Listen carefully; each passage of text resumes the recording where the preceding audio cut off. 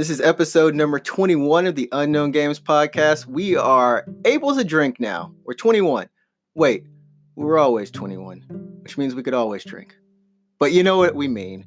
Hey everyone, it's a great show, and I think you're going to be very pleased to know that we've got some great games to talk about, Katana Zero being one of them, and also Alex has been playing a little bit more of Tokyo Mirage Sessions for the Switch. Plus, I tried something new with the show. We got some insert transitions, courtesy of Encore. Now, hopefully in the future, and if you're willing to do it, we would love to have some, actual insert songs for each segment. That would be the dream.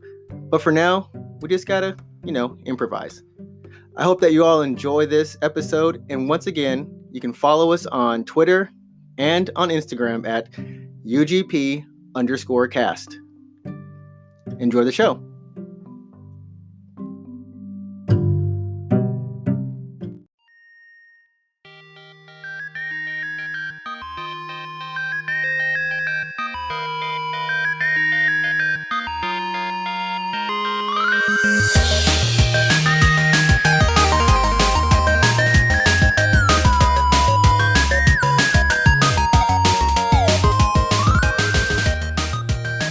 Hey everyone, what's up? You are listening to episode number 21 of the Unknown Games podcast. Thank you for joining us. My name is Adrian, host, and of course, it's not a show without two people. I've got my favorite co-host with me, Alex. Hey, what's up? I'm Alex. There we go. And this is a show where we talk about Japanese games of all sorts, and of course our life in Japan, because we live in Japan. That's what we do. We live here in Tokyo or Chiba. One of the two. Still Japan. And we've got a great show for you today. Super great show. We've got some cool games that we've been playing. I've been checking out Katana Zero. Alex has been playing a little bit of Tokyo Mirage Sessions FE Sharp. I think I got that right. Sharp FE, almost. So close. And then after that, we've got Japan Life, some of the things that we've been doing. Alex just visited the Final Fantasy 7 Skytree collaboration, which is pretty cool. That was chill. And we've got a question from our listener about other fast food places we've been going to. And then after that, we're going to close with some news. So we're going to get started here, plain and simple, with the games we play. Yeah. So why'd you go ahead then? What have you been up to? So I've been up to streaming, of course. I announced on the last show. I started streaming. The first game I chose to play was Katana Zero. Right. Why, of all games, I chose Katana Zero? Yeah, interesting choice. It was an interesting choice. So this is done by Digital Devolver. I think I got that right. Mm-hmm. So they also publish Hotline Miami. And it's along the similar vein, right? You've got this kind of 2D action puzzle, shoot 'em up, kill 'em up. I mean, I chose this game because aesthetically it looks so cool. You play as a samurai and this kind of cyberpunk-ish kind of atmosphere, but it's like 2D. Yeah, it's got like the neon lights and stuff, right? It's got the neon lights. I mean, I love the art direction on it. And essentially, you're just cutting your way through rooms of people, but the only mechanics you have is pretty much cut, deflect, and a dodge roll and time slow, Mm-hmm. So it's really simple on the basis, but that game took me a grueling 7 hours. I enjoyed it. And I got to say, for the people joining me on stream, I think they enjoyed it too, except for that one part where I got stuck. I got stuck really bad. And then people were just leaving. They left. I went from I have some viewers to, I have no viewers. That's funny. But it's a fun game. I think the soundtrack is really good. It's maybe a year and a half, 2 years old or something now. So you can pick it up for maybe $14. There's not much else to say on it. I think it's a game that you should just go and experience and enjoy. I will say I love the dialogue and how it's presented. When the character speaks, and it has that text. It's just text, right? But they decided to emphasize certain words by either coloring them and highlight, highlight the word, or you'll have these sound effects that'll go along with the word as well. So if someone's really angry, it'll just go pop, pop, pop. It's like, I hate you kind of thing. You know what I mean? Mm-hmm. And it really does add impact to the conversations. And you do get to choose what you want to say. And it kind of affects, you can be very rash and just choose not to even let the person finish, and that's just automatically upsets them. So the next time I play this, and I'm going to do kind of a speed run for my next stream, is just to just not let anyone finish any of their sentences. Just get everyone angry. That's my goal. Does that change the story at all or anything? I don't know. That's what I want to find out. I know that part of the story is that you have kind of PTSD and you're in counseling, you're in therapy, and you have, some nightmares, and you can choose not to really talk about what your nightmares are when your, therapist says like, so what happened in the dream? Did this happen? You can just say like, shut up, just give me the drugs, give me the medicine. And in a way, you kind of limit your own understanding of the story, I think, is what it seems to me, because you won't ever get to hear like, oh, well, it turns out maybe this person was this kind of, this type of person, Right. This is why you saw them. So answering the questions and letting people finish in turn gives you more information, but I don't know. Yeah, that would be interesting, because like I know I play a lot of JRPGs, and in at least modern JRPGs, you have choices. You can choose how to respond to characters, but it doesn't really matter. It doesn't matter what you say. Like the story doesn't change.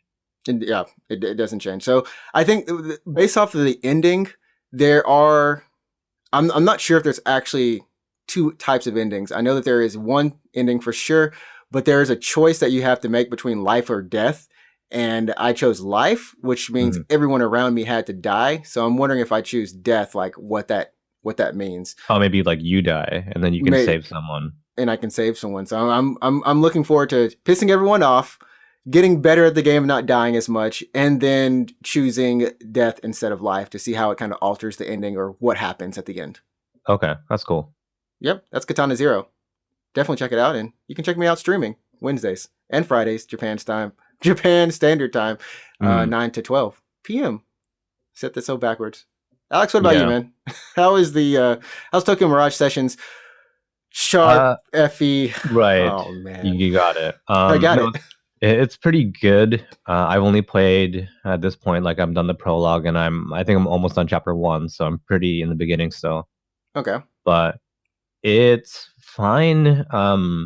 I still feel like I need to hit the stride. I don't have a big party. Obviously, I'm still waiting to get more party members. How big does it get up to? Like, how many members can you get? I don't know. So I have 3 right now, and I feel like I'm gonna get, I don't know, let's say 2 to 3 more. That's the usual standard size for a JRPG, I think. Okay. And but, I was actually curious because last time you said that it was not a collaboration between Fire Emblem and the Persona team. Is that what it is? Like, yeah, it's Atlas and Nintendo, so it's Shin Megami Tensei really, and then Fire Emblem. Okay. So you have kind of like the battle systems, I guess, of Shin Megami Tensei or Persona. It's it's Atlas, so you have the attacks that are the same. So Agi is always your fire spell, Bufu is your ice spell, etc., etc. Like that's carried over. Okay. And then instead of having demons that you recruit or personas that you recruit or get, you just have Fire Emblem characters that are basically like that world's version of your persona. Yeah. Oh, okay. Because I was wondering like where the kind of Fire Emblem part of it came in to play. Yeah. Okay. Yeah. Okay. So you have these Fire Emblem characters that are they're from a different world. I haven't played through the game yet. I don't really know the story, but there's these beings that kind of don't really have form or whatever. And when you I don't know, like when you purify them or something, like they're like, they kind of get their consciousness back, and they're like, I don't know who I am. I don't have my memories, but they're just like Fire Emblem characters. He's like, I'm Chrom. I don't have any memories. Or I'm like, oh yeah. Oh gosh. Yeah. If it's Chrom, I'm glad he doesn't have any memories. I don't like Chrom for reasons. Well, he's like the main character's partner. So he's like the first one you get. Oh man, I gotta but does that mean like the story is pretty? Is it like holding you interested? Like, is it keeping you interested at all, or is it just kind of like, it's a game? I'm willing to give it some like a chance. I'm gonna say like right now I'm like not too into it. Okay. It's just because it's like I don't know, man. It's It's really anime, and I don't mean that as a bad thing or I don't know. It's just like so basically there's performers, people with talent in the world, idols, right? right. And then like this force, these bad guys are like stealing performa, which is like They're the stealing energy performances. the energy of people with talent. It's kind of like have you seen like I don't know Space Jam? Space. Oh yes. Oh my word! Really? It's like Well, not I like that, but it's but weird. It's like so these people like the idols have like performa like this energy of performance, and right, then and they these can. beings are stealing that because they need it to survive. They like need this energy for themselves, It's so still they're harvesting the performa from people. the way you put it though. Space Jam is really a good analogy. It really Okay, well, it really yeah. is. It makes sense to me now. So Wow. they're stealing performa from people because they need it to survive. So it's got like a really Sailor Moon kind of vibe to it, if you know what I mean.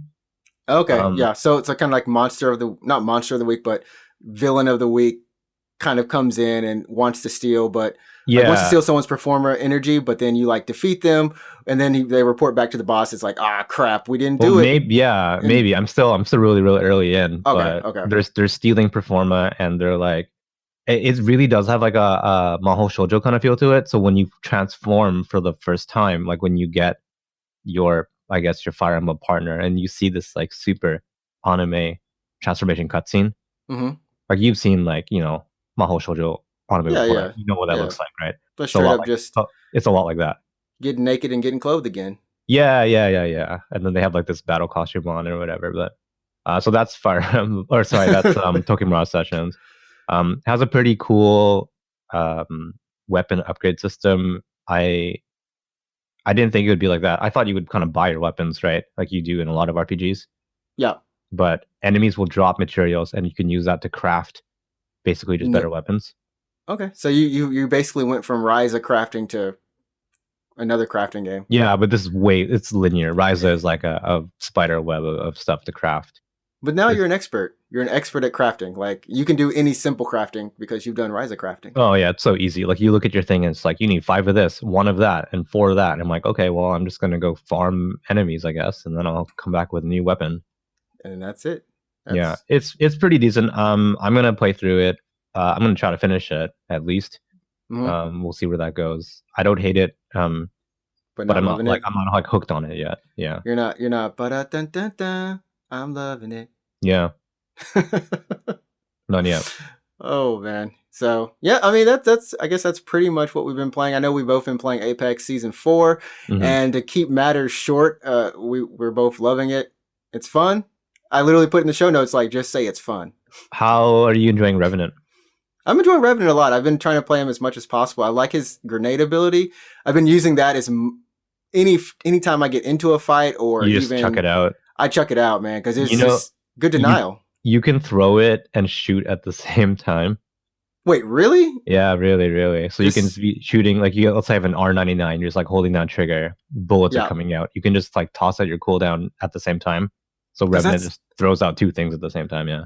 Oh man! Oh, and that works for grenades too. Then yeah. So it can be like grenade, double grenade. Yeah, dude. Because I've been like super hooked on grenades recently. I've been just using. I carry like 6 to 8 of them at a time now. You just chuck them out. Yeah, and I chuck them out when I can. I love grenades. So that makes more sense. Like because I was always wondering like why can't I cancel his grenade? Like you can cancel anyone else's abilities. I can cancel Lifeline's pack or whatever, but his grenade it just stays out. It's like what if I don't want to throw it? Yeah. Yeah, I don't know. I haven't played. I played a little bit of Revenant when the patch dropped, and then I haven't touched him since. He's okay. He's like, I like his crouch walk. It's so fast and like it's so fast. It's violent, really. Yeah, his voice lines. I think of him as like a chain smoker who's also a recovering alcoholic. Mm-hmm. This dude, his voice, it's like literally the one voice line was, and remember today I'm going to kill you. I was like, what, bruh? Hold up. His voice lines are funny because like he doesn't say thank you or anything, right? Right. he's like, if you try to say thank you, it's like I'm not thanking you. Like, oh, okay, Revenant. Okay. But Okay. the other characters like react as if it's the generic thank you. Mm-hmm. So it's like thanks. Yeah, or it's like I'm not thank you, and then Lifeline's like you're welcome. It's like because it doesn't match the conversation. Like it doesn't match. Yeah. Yeah, because they would have to re-record some of those, and I mean, overall, I got to say, I've been enjoying it. I would like to ask you just one thing before we move on, just about like how are you enjoying the map, like the changes to the map? Pretty good, like Harvester and all that. So Harvester, it's bigger than I thought for sure. Yeah. Also, it's just really big itself. So coming from Titanfall, like there are Harvesters in Titanfall that you have to protect. Oh, okay. As part of like the Horde kind of mode. So I'm like, then when there's like, oh, they're adding the Harvester, I'm like, okay, I know what those are. And then like when the patch dropped, I was like, what the hell is this? Why is it so big? It's so big. It really is big. And I gotta say, the fights that I've had there have been pretty fun. I like how it kind of funnels you into the center. I do hate how it is pretty much the extended version of Bunker. Like the stairwell in Bunker. That's what it is. Yeah. And then not the spire part of it, but kind of how it spreads out. Like there's hallways that kind of spread out from it. Yeah. There's the one building that it's like a ramp for some reason. Like there's a huge slope. Yeah. If you're caught at the bottom of that slope, kind of sucks for you. It does. It's so hard to. There's a door there. There's a door to the left that you can escape out of that hallway, essentially. But I was playing last night. You were there. We were playing together, and we got pincered. So there's a team up the top of the slope, and then there was another team like coming in through that door. Yeah, and like we got like we got really screwed. Oh man, but it's been overall, like I said, it's fun. Yeah. So I'm on I'll play more soonish, maybe tonight. I don't know. Capital City is different. It's not called Capital City anymore. It's divided into two little sections. So I think all the little changes they did work. I've been landing in survey camp a lot and getting those weapons, and those have all been pretty fun fights. I think they've done a good job spreading out the places that you want to land in. So hey, I'm all for it. So I'm going to move past the Apex. I will say one thing about Katana Zero before I go. Like I said, really fun game, but when you get down to the nitty gritty, you're going to die a lot. I forgot to say, you're going to die a lot. Unless you're really good. You're going to die. It's kind of like Hollow Miami. Like, unless, like, when you're playing that game for the first time, you're doing a blind run, you probably will die a lot of times. Yeah. But then the second time you're going through, it's a lot easier. So, perfect game for me to stream again. And then I'll probably stream something else after that. But next up, we're going to talk about some Japan life. Sure. Japan life. Well, we have a voice message from Nick from the Reiwa podcast, calling in and asking some cool things. So we're going to play that right now. Hey guys, this is Nick from the Reiwa Gaming Podcast. You guys are always talking about McDonald's and how it's your go-to fast food. But I'm curious, what do you guys like to eat for fast food when there's not a McDonald's close by? You go to the Konbini, you go to a different Western fast food chain, Taco Bell. What do you guys do? Let me know. Bye. Okay, so that's a fine question. What do we do for fast food when there's not a McDonald's nearby? I don't know about you, but that's true. I'm always near McDonald's. I don't know about you, man. I love how I'm always near McDonald's. Like you live in the McDonald's almost. Well, so yeah, the question is, what do you do when there's not McDonald's nearby? But I've actually never been in that situation. Dang. Because I live by a couple. When I go to work, there's McDonald's kind of by work. Right. Maybe not where I work now. It's not really nearby, but okay. So like Konbini, Taco Bell, whatever is a really good questions or good options. So here's the thing. If we're not talking fast food now, if we're just kind of talking, well, maybe it is kind of fast food, not really. But if you guys are ever in either Shimbashi or Akihabara, go to Spaghetti Poncho. Yeah. I was gonna say like go curry. I was Well, there's no gogo curry in Shimbashi, but there is gogo in curry in Akihabara. Akihabara, yeah. But yes, But spaghetti bancho, yeah. they Give him are the gospel. like so good, man. Really good. It's literally just okay. So it's literally just spaghetti, but it's fried, right? Like they fry it on a They do skillet, fry it a little bit, and the noodles are like really thick. really thick, and then you can get.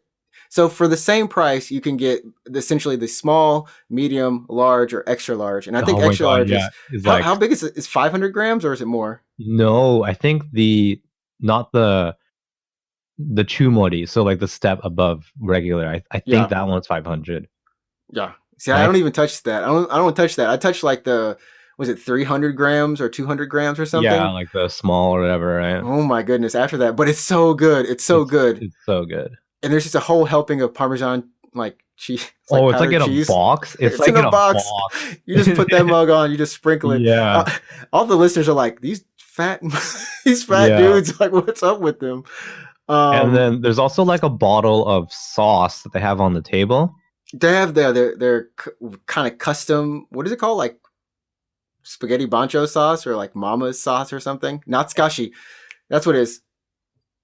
Yeah, Natsukashi and then Napari you or can like something. put that sauce on the spaghetti, and then it like changes the flavor a little bit. Oh man! Then you So put some I'll eat Tabasco over half it. my dish, and then halfway through I'll put the sauce on there, and it changes the flavor.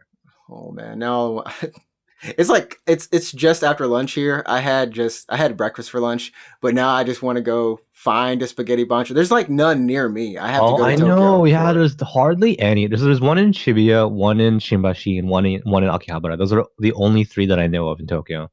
Oh man! So that's thank you, Nick, for For bringing bringing out that up, yeah, our gluttonous habits yeah. of food. We promise you, everyone, we're actually very very healthy. We eat normally every day. I don't know, not at all. It's like Alex is like, I'm not even gonna try to lie on that, man. No, yeah. Anyways, um, So yeah, good yeah, question. Thanks, man. thanks for writing or lit. I always want to say writing in. No one's writing in. Thank you for sending your voice. Yeah, you can check out Nick's podcast, by the way. They're also on Anchor.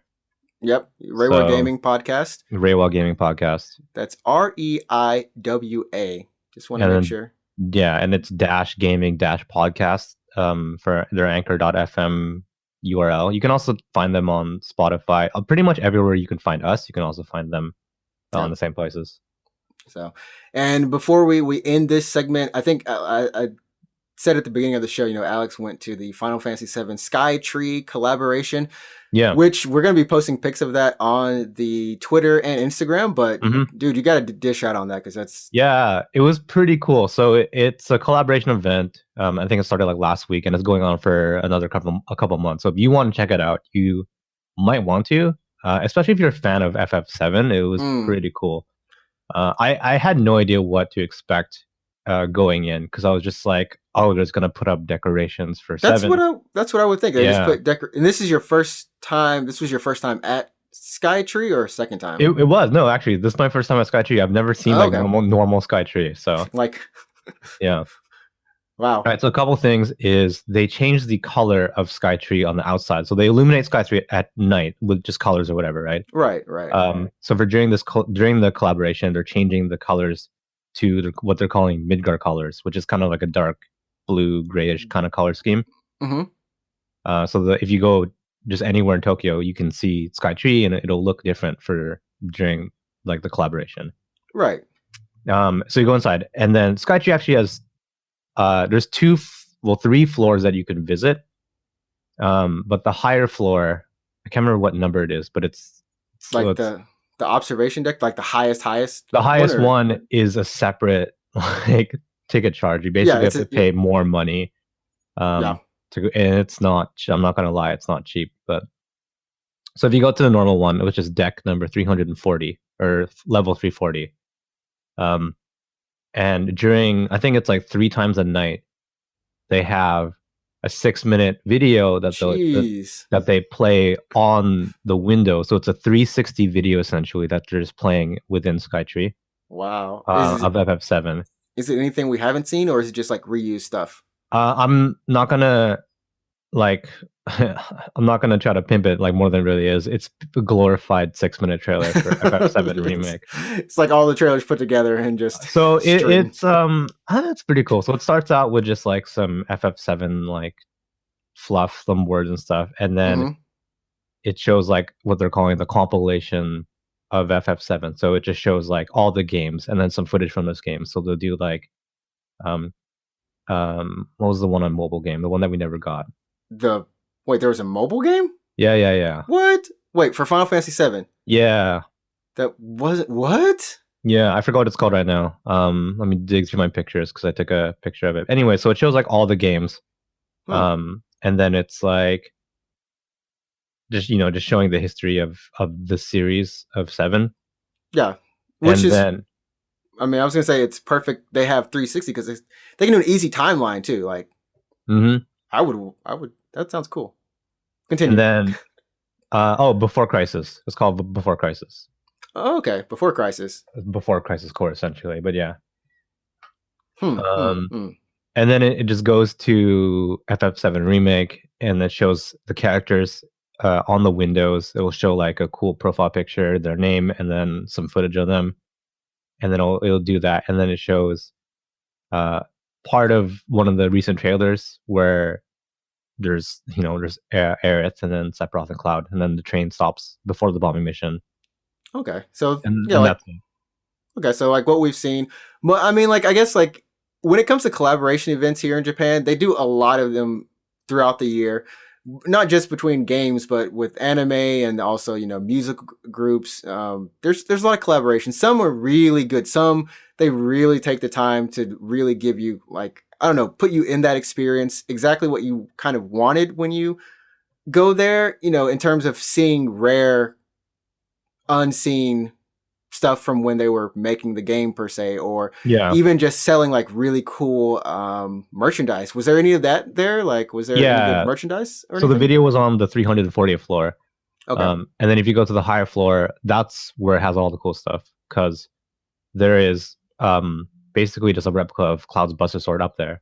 What? Oh, the Yeah. one from TGS?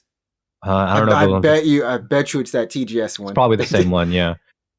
So on the higher floor, you can walk around, and it becomes kind of like an FF7 museum. So it has all the games, Mhm. basically a little like blurb of the story of the game and the characters that appear in it. So it's all the games as you go through, and you finally end on FF7 remake, and then it shows the main characters from remake. So Cloud, Tifa, Aerith, Red 13, Mhm. the Turks, the two Turks that they've shown so far, Bino and Seng, Insane. Yeah. and Sephiroth. Okay. And then you keep going on that floor, and then it shows concept art from 7, the original 7, which is pretty cool. Which is pretty cool. Like that's the stuff that you're like, oh man, I wish. And can you take pictures of it? I mean, Yeah, you can take oh pictures and wow. video. Okay. Mhm. Perfect. And then there's also like this is where it's mostly, to be honest, it's an ad for a remake, really. And then there's like a huge section for FF7 remake that goes over the system for remake, where Really? it's like, yeah, It goes that they're like, for all you people who really don't potentially care, this is how you play the game. yeah. So it's like difficulty, weapon crafting, materia, Okay. how the battle system is basically, the break system, Mhm. like where you can stagger an enemy. Oh, wait, is Yeah. that new? That's new. Yeah, I didn't know about this personally What? until last night. So there's a stagger system. Oh, It works snap. the same way that the break system worked in 13. In 13? Oh, Yeah. snap. So there's like a gauge that fills up, and then they get staggered. And we were talking, I think, about this. I don't know if we talked about this with Ryza, but there's that same kind of break limitation, like mechanic, similar with Xenosaga too. Like that just makes battles so much fun. I'm not gonna lie, Mhm. like you really do feel like I got to break a boss before they deal a major amount of damage, and that throws off their attack pattern too, or attack cycle. Yeah. Oh goodness, it's gonna be too good, man. It's too good. Yeah, so there's a stagger system in 7, and there's also, and I didn't know that. I'm sure they announced this like a year ago. I missed it until now. But there's a classic difficulty mode where the game, you no longer need to control your characters, and you don't need to dodge. The game will do that for you. What? Yeah. Oh, so you just choose the commands? You just choose commands. Yeah. Oh, so that's how that. Oh, dude, that's.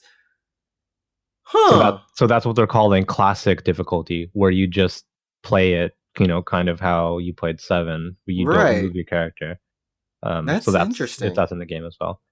And then they also had a part on the floor where they showed a ton of FF7 goods, Mhm.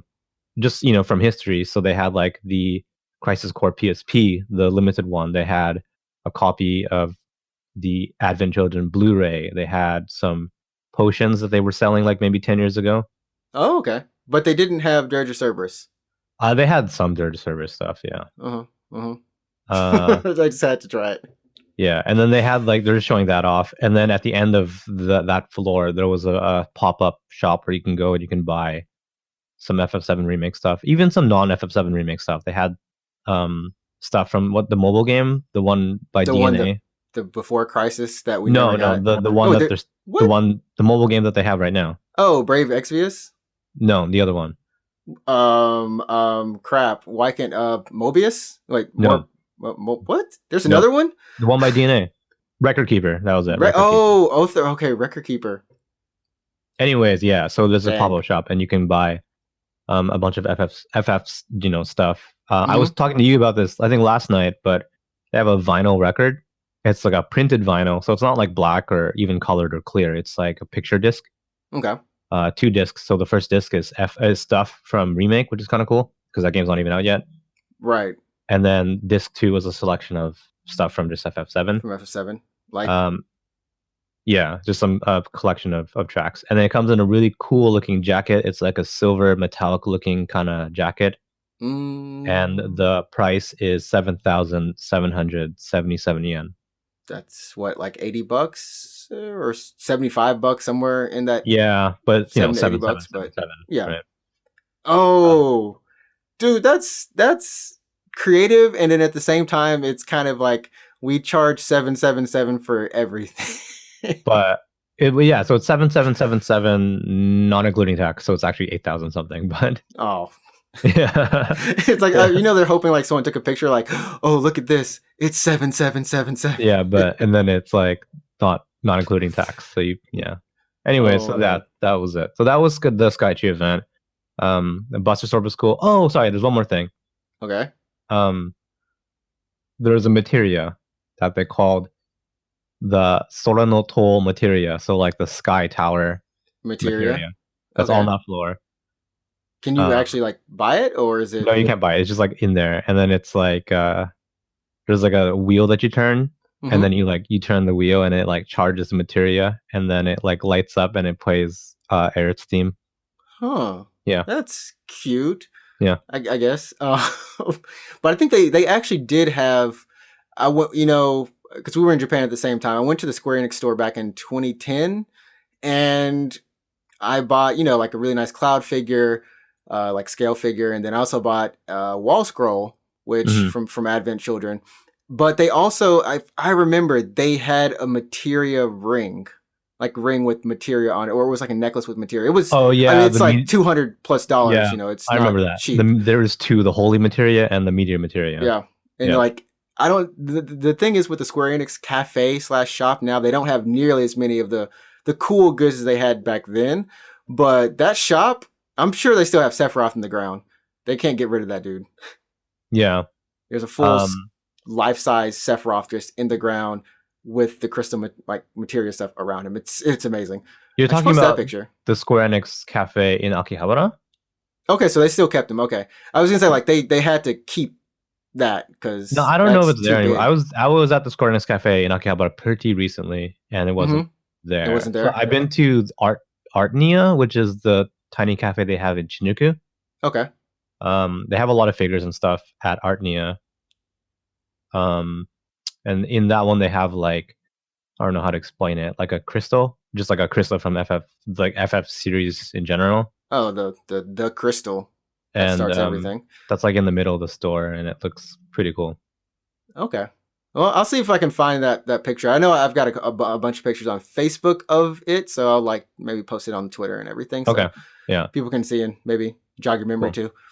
But yeah, that was it. I'm gonna say, just as a final word, you might want to go check it out. Here's the thing, it's kind of pricey, I understand, but it's a kind of a cool thing, especially with all like the mood at night when it's all dark and they play FF7 music in Skytree. Okay. I'm Yeah. going to think about it. But no, it's actually probably what, $30 if I remember. Yeah, it's like to go out there. $30. Yeah. Is it worth it to you? Maybe. It's better than the other times I've been and there's no collaboration. Yeah, exactly. I'm always there's also a Fenrir that you can take a picture with. Oh, okay. Yeah. I mean, like there's they had the bike too. Yeah. Crap. Not in Skytree though. It was on the 5th floor, so like at the base of Skytree. Oh, okay. Okay. So I don't think they wanted to put that thing like up there. Up there. Just like put it on the elevator and just stand it up and it's like, oh, you are now going to the 300 and like yeah. Oh man. So yeah, that's pretty cool. I think as long as it's there, hopefully it's there, when the game releases as well. It will be, yeah. Okay. So I've got plenty of time. I do want to check it out. And of course, Tokyo One Piece Tower is always there holding it down for the other tower of Japan. But that's going to do it for this part of the show. And remember, we're going to come back after this with some news. So stay tuned and we'll see you after the break. Sounds good.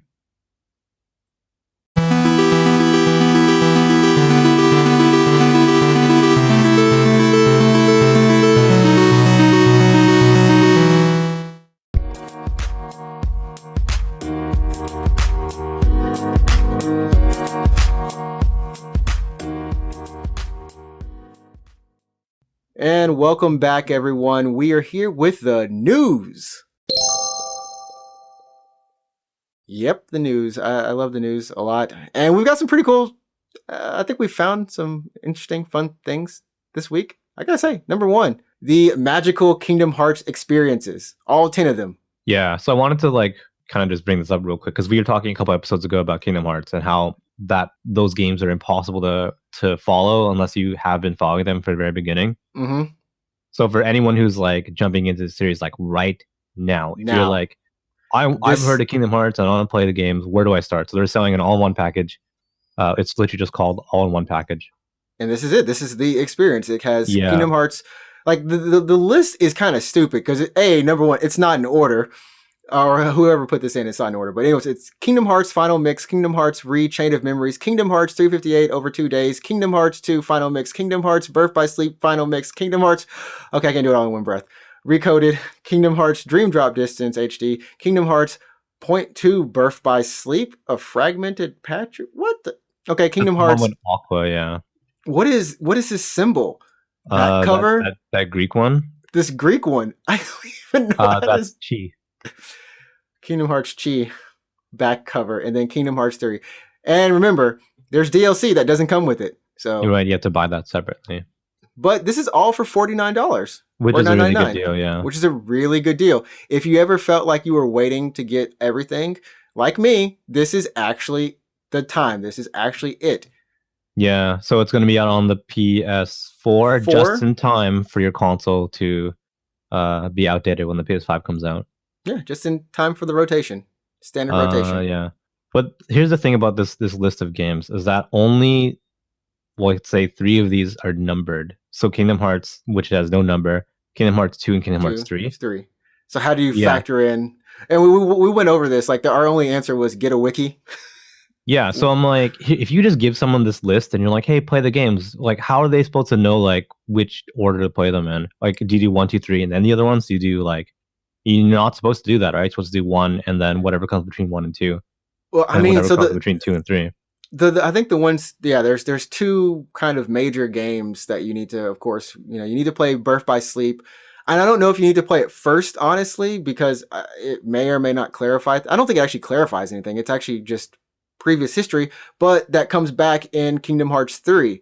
So you need to play that. And you need to play that first, right? Right. And you also need to play Dream Drop Distance, which I think comes in between 2 and 3. 2 and 3. And then in between 1 and 2 is Chain of Memories. Chain of Memories, yeah. And I think that's it. I don't know about all these other ones with these remastered cinematics. Like they don't really even have a game to them. Like 358 over 2 days, yeah. Friend of the show, Revarse, best summarized that after playing it as, you don't even need it because it didn't even happen. So like I don't. That's it. when we're talking about Metal Gear Solid, at least those games are numbered. At least those ones are numbered, so you can play them in order. I mean, outside of Peace Walker.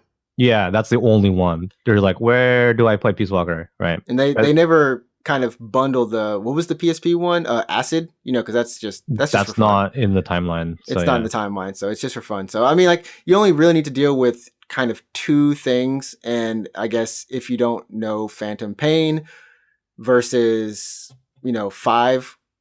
Well, it's MGS5 Phantom Pain and MGS5 Ground Zeroes. Ground Zero, there we go. I forgot the Ground Zero. So like, at least those ones have a number in them. But Kingdom Hearts, like, only 3 out of 10 of these have a number in them. I mean, like, I guess 358 is a number and 0.2 is a number. 0.2 is a number, but you look at 0.2, like, does that mean I need to play 0.2 before Birth by Sleep? Or do you play 0. Do you play 0.2 before 1? Because 0.2 is a smaller number than 1.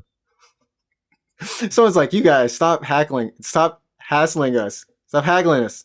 Anyways, so that's my point. So if you wanted to just like play all these games, you can get this package and play them, I guess, in the right. Maybe the game makes it obvious. So it's like, hey, this is the order you play the games in. Make sure you do that. So I don't know.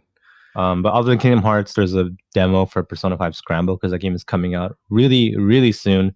Yep. In Japan.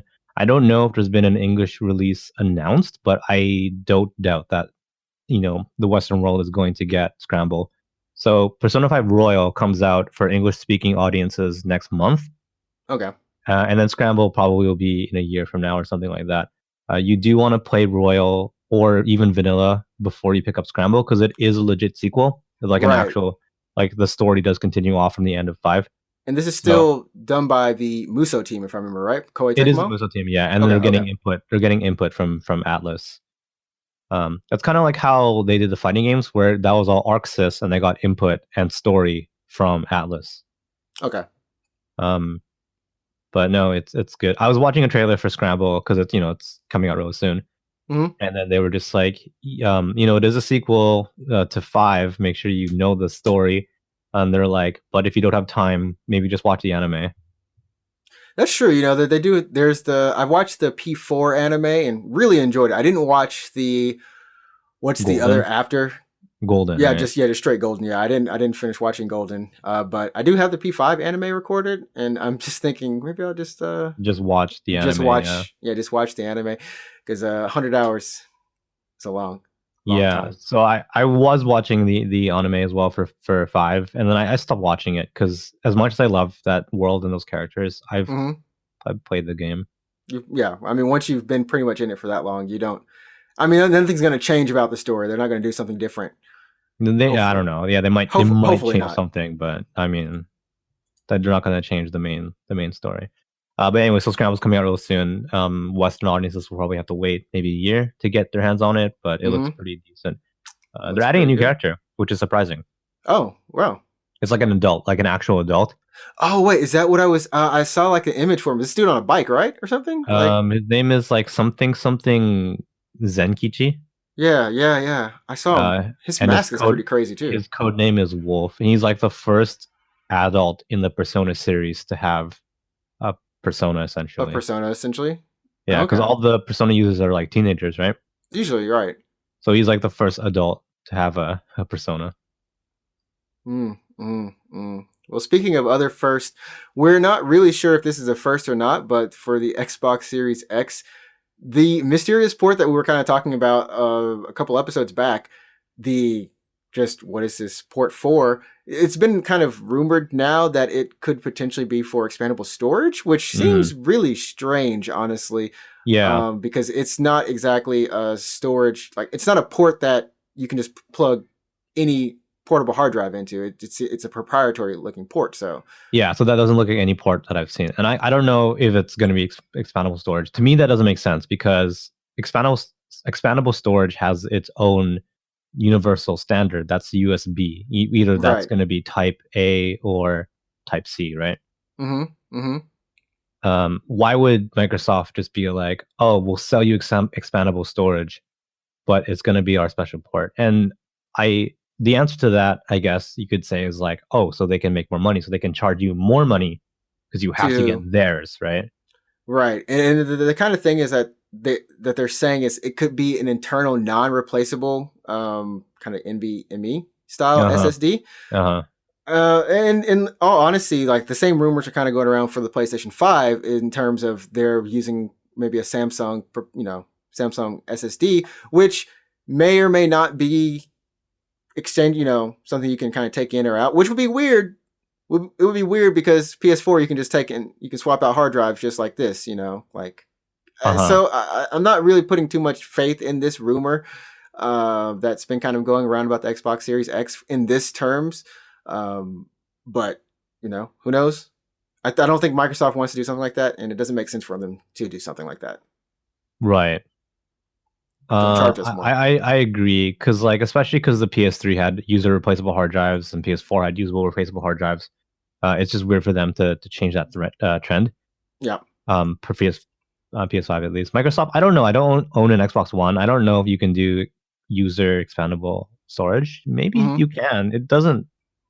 It doesn't seem like something that they would limit. They would limit, and I think you can do user, expandable storage on Xbox One. If I remember, I'm pretty sure. So, who knows? But in lighter news, I came across this story, which it just popped in my Google feed. There was an Android for the Sand Porter bridges, like for Death Stranding. I saw pictures of that too. It looks really awesome. It looks really good. I gotta say, because like Kojima Studios, or Kojima Productions, they have a lot of expensive merchandise. Like they put out some quality merch themselves, or that they collaborate with. But Good Smile Company and Nendroids, I gotta say, sometimes they're hit or miss. Most of the times they're fine. But I think they did a really good job. He's got the little BB on him, and for the deluxe edition, you can just get a crap ton of boxes.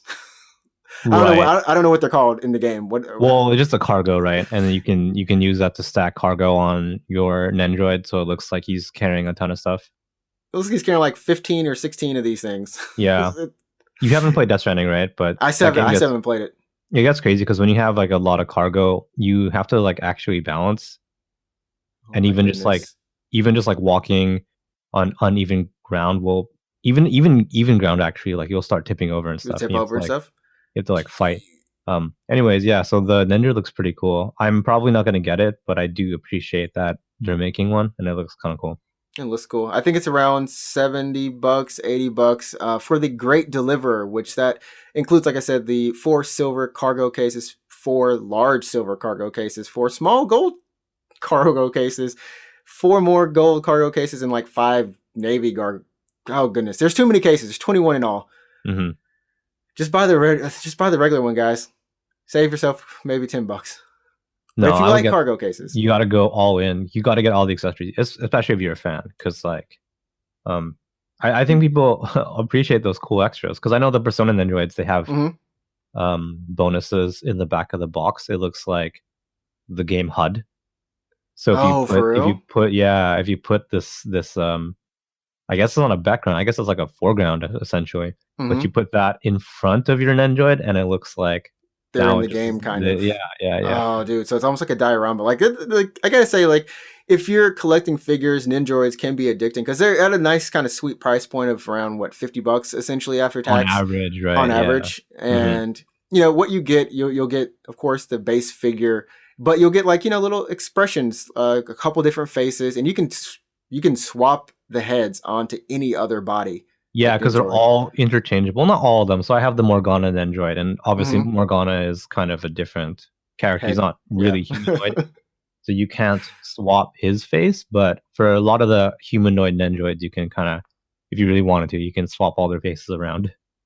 So I've seen some pretty cool things. And speaking, we're going back to, or not going back to, I mean, it's just more anime stuff. Code Vein apparently did really well. Sold over 1 million copies worldwide across PC, PS4, and Xbox, which is good. It's good that's good to see. I think Bandai Namco, they make decent games, but they're always kind of niche, you know what I mean? Or they're really similar. Like at least for like the shonen ones. So if you take like the Muso type things and Jump Force and stuff, they're all the same. Oh, they're all the same game. Forget it. That's true. Yeah. Even with the newest DBZ Kakarot, Kakarot, Dragon Ball Kakarot, like I don't think anyone had hope in that game. I mean, some people did, like, oh, it's a Dragon Ball RPG, but I'm like, what are you doing that you haven't done before? Like, what? That's the thing, because Dragon Ball is how many years now? Like 30 years, Gosh, yeah, maybe maybe more, 30, right? I don't maybe know, 30, 40, around yeah. 30, yeah. But if you go to any used game store in Japan, you can find the Dragon Ball games on the Famicom, Yep, that's true. right? And that's like you can play this super low bit Famicom version of like the Goku versus Vegeta fight. And here we are in 2020, and Playing you the can Goku versus Vegeta yeah, fight. you can still play that fight in modern technology. So you're right about that story not being like new. It's nothing we haven't seen before. So But I think the thing is with, especially I think kind of maybe this year and last year, we're getting more and more anime releases, anime game types. So we've had Code Vein, which has done really well. I think God Eater 3 is finally coming out, like in Japan, or like God some Eater 3 has DLC. been out for a while. DLC, you mean? The DLC, yeah, it's DLC. Sorry. Oh, okay, yeah. Oh, I forgot God Eater 3. God, it came out. Yeah, that's not new. But yeah, Grand Blue Fantasy versus. Oh, that came out last week. Yeah, Yeah, it's I think probably doing fine. people are kind of they're playing it. I've seen like 40K on Twitch viewers, so I think it's doing pretty well. Anime games are in. I think they're more in than they were 10 years ago for sure.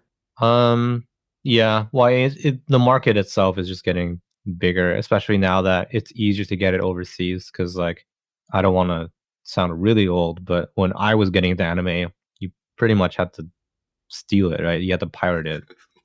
You had to like find a dude with a CD burner. You'd meet him in the alley, and he like opened his trench coat, and he's like, "Hey, do you want episodes of Naruto?" What are you And you're buying? like, yeah, What exactly. you're selling. That's. I mean, it's not half right. I mean, it's not half wrong. It's there's a reason that those pirating sites existed. And Yeah, but nowadays it's just way easier to get anime because it's on Netflix, it's on Crunchyroll, it's on like Prime. Funimation's, yeah, Amazon Prime. It's just like way easier for a kid to just sit down and watch episodes of anime. It's a lot easier going to friggin' BitTorrent or whatever. Yeah. You can still do that, but we encourage you to legally obtain your anime. That's true.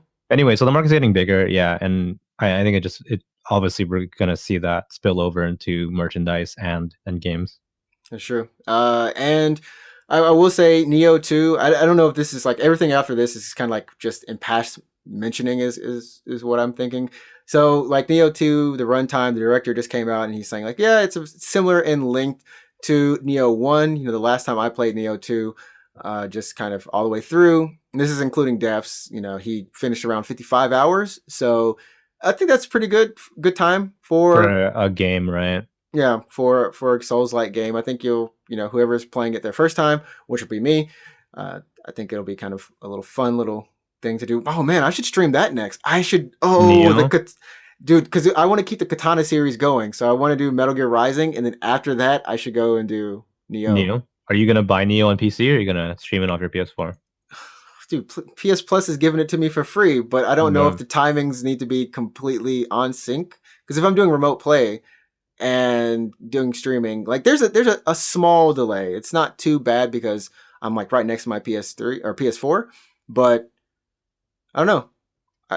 I should check out the price on PC. It can't be that expensive now. You might have gone on sale. Well, I mean, when 2 is about to come out, they might have reduced it, and then I think it has gone on sale for the Christmas sale or whatever. The Christmas sale and stuff. I'm looking at it right now. It's 56 CAD, so that's going to be what, $40-ish $40-ish, $39.99 or something, I guess. Yeah. Okay. Well, that did happen, and of course, Apex Legends in their Valentine's Day event or Valentine's event is going to be happening from the, I believe, 11th through the 16th. Did I get this right? No, 11th through February 18th. There we go. So yeah, I think it's Duos. I think Duos is coming back.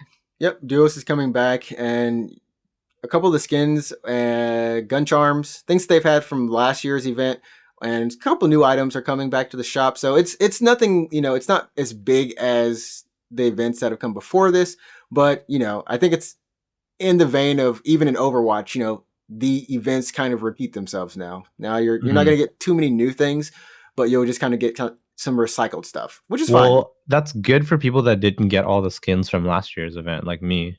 I didn't even know there were skins. I got the badge, and that was about it. So there's a new badge this year that you get just for playing, and 2 times the XP, like double XP, up to 20,000 per day during the event time. So if you need to level up your battle pass, level up, then it's a great time. And if you want to play duos, I was playing duos last night on ranked. Like the game when you just had your third party drop or your third person drop out. Yeah, they just didn't even make it to the menu. Yeah, I hate how that happens sometimes, but yeah. So duos coming back. I'll probably play a little bit. I don't know. I'm not a huge duos fan for some reason. Like I kind of like the third person, but yeah. Duos Kings Canyon, bro. That'd be so crowded. No, I think that'd be just right. I just think the map is too big for duos. It's a big map. For what? For World's Edge? For World's Edge, not eggs. Well, we've done duos. We've done duos in World's Edge when they had That's true. duos like the last 2 times they did duos. The last 2 times. And we got to win. We did, yeah. We got to win. So maybe I shouldn't complain. I should just be like, thank you. Give me more duos. Yeah. Anyways, so that's Valentine's that's starting real soon. I think probably by the time this episode goes up, it'll have already started.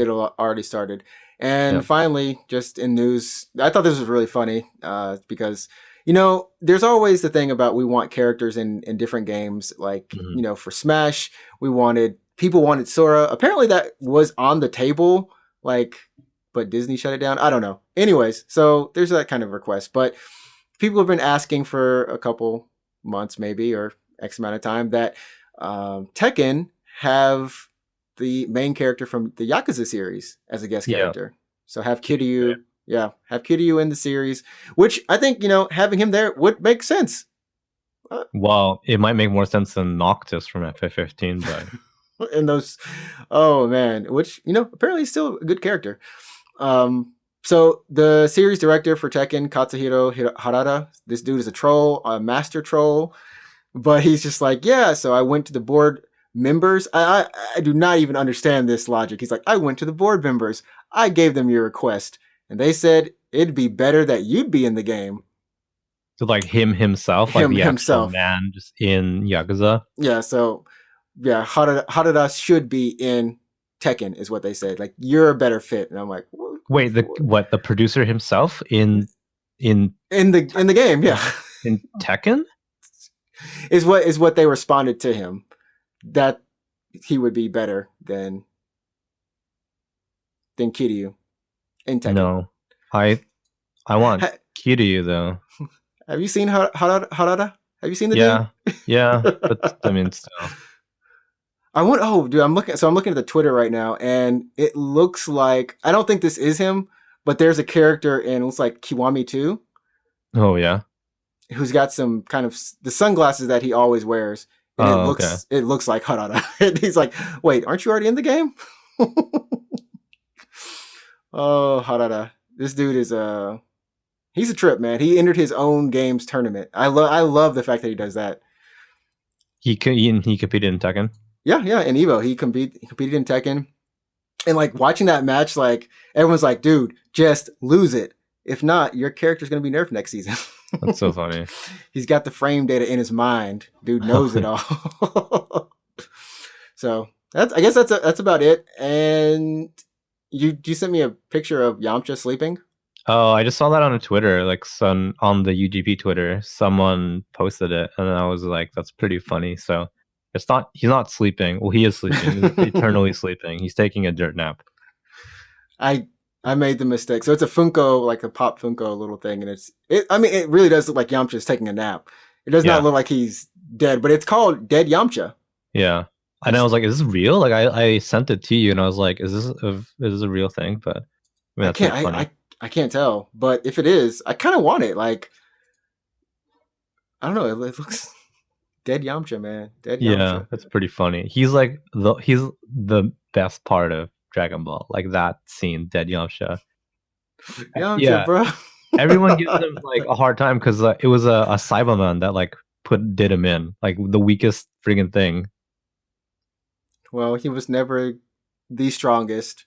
I mean, at one point he had something, but in Dragon Ball, right? Like in regular Dragon Yeah, Ball, like that's when he was like a force, and then like Z happened, and then he couldn't compete because it was like aliens and Super Saiyans. It's when the world got real. And actual gods. So like, it's like from that point, only 2 people could really compete. 3 or 4 people, really. You know, the rest of the Z Warriors don't even deserve the title Z Warriors.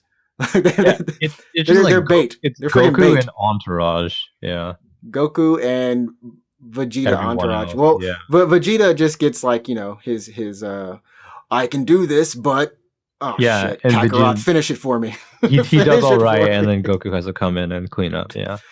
Oh man, oh Vegeta. I don't know if this is true or not, but you know how at the end of the Cell Saga, like Goku dies, and then Gohan basically finishes the fight. Like Gohan beats Cell, right? Right. I don't know if this is true. I haven't really looked into it, but someone on the internet, so maybe it's not true, said that like the original plan was to have Goku step out of the series and to have Gohan become the new main character. Which that honestly is what I think everyone kind of thought when back on Namek, you know, freaking Gohan, they're like, oh shit, this kid's power level is off the charts. Yeah, like, exactly. He's stronger than Goku at this point. Yeah, they would show Gohan like have these huge bursts of potential, and it's like they were hinting at he was basically like a very, very, very powerful warrior. And then Goku dies. Goku dies during the Cell fight, and then Gohan becomes Super Saiyan 2, the first character to become Super Saiyan 2. Right. And wins the fight. And like that looks so like that's really like that's super cool. That's a super cool moment. I thought he was about to turn up. He was about to turn up, but then and then Go was like, oh, Gohan's gonna be the new main character. Like Goku kind of steps aside and lets his son kind of take over. And then we just have this time skip, and he's like the Great Saiyaman now. So like, what happened there? And I love how we're like super off topic, and we're gonna close out the podcast. But if you haven't watched Dragon Ball Super, you definitely should. I think some people don't like Super for different reasons. I love Super because it's so self-aware of everything that it's funny. That we've ever pointed out. Everything, it's like, Gohan, you were supposed to be something, bruh. It's okay. I just study. I do my books, and for this fight though, Dad, I want to be a part of it. I want to try my best. Yeah, he was like, all right, Gohan, dude. All right, go for it. Yeah. When that tournament started, he literally just like, I want to try my best and live up to what I was supposed to be. Yeah. Oh, and Piccolo. I mean, Dad, I love you too. Yeah. So that's. I just somewhere out there's a version of Dragon Ball where Gohan is actually badass. He continued to kick. Oh no, there is. It's called in the Future Trunks Saga. In the Future Trunks Saga, where he dies. He dies. Okay. Where he dies, but he went out the best with way. A bang. With a literal bang. Yeah. Okay. Well, that's it. That's it. We went out with the bang. We are 21. Yeah, this is episode 21. Old enough to drink, yeah. Old enough to drink. And with that, it's like, I encourage you all to go out and grab a drink. Now, yep. Dang. See, we're opposites on that. But, yeah, you can follow us on Twitter and on Instagram at UGP_podcast. Wait, crap. UGP_cast. Yeah, that's the one. _cast. Remember that. And remember, you can leave us a voice message just like you heard Nick do from our Anchor page. And remember to also spread the word. Tell your friend, a friend, at least one, that we are a great podcast and you'd like to share some love. I don't know. Sure. That's it. Sounds good. See you guys next week. Cue the exit music. Okay,